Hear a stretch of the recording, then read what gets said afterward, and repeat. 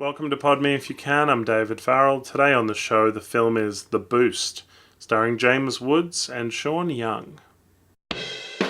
Pod Me If You Can, movie reviews.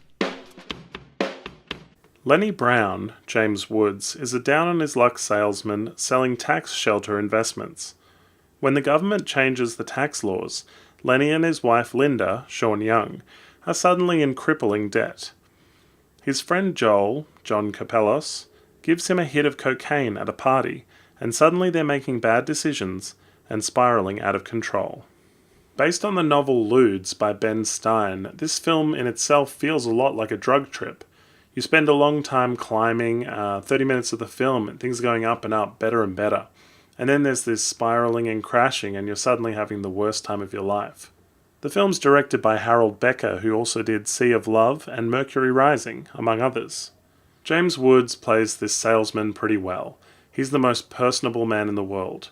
He meets a man at the beginning of the film for a lunch, and he's not the guy he's looking for. But he invites him to lunch anyway. He doesn't want to eat alone.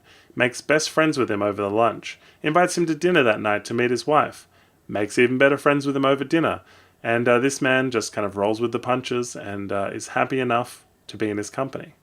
One of my favourite parts was that you see the gentleman he met at the beginning of the film come back at the end of the film and see the journey that James Woods' character has made.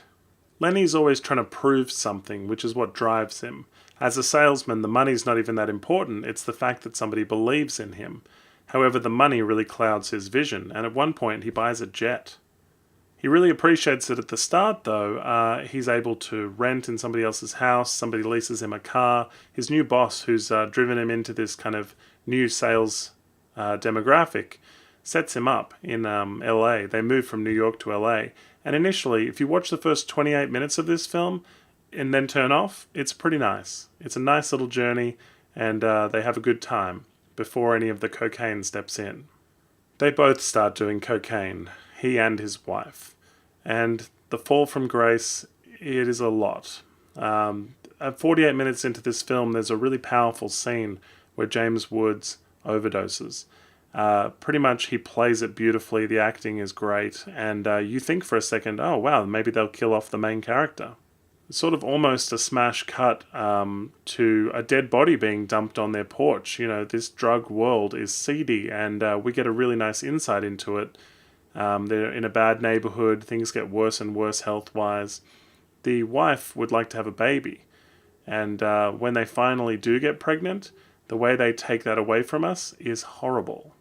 These bad choices belong to the characters, though. Linda does cocaine just one more time when she's pregnant, resulting in a fall, and you do feel sorry for them, but in a way, at some point you go, they should be stopping what they're doing, they're making bad choices. You're very aware of it, but the characters are not.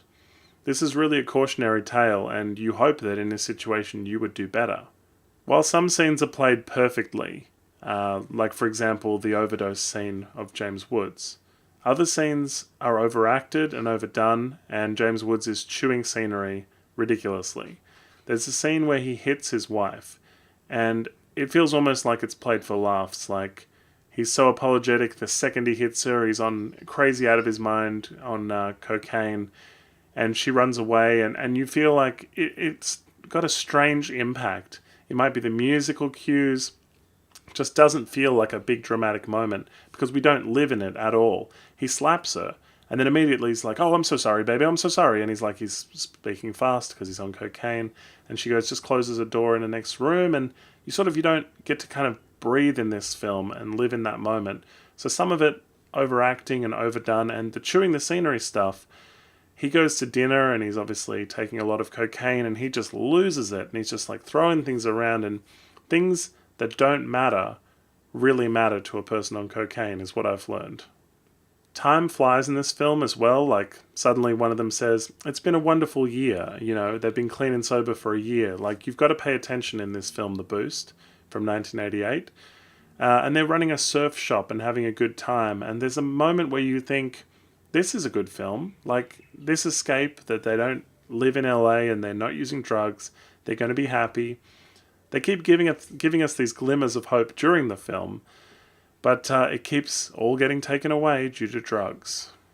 As the wife character, Sean Young is kind of too dependable for him. She's there in his corner, like loving every choice he makes and being the dutiful wife.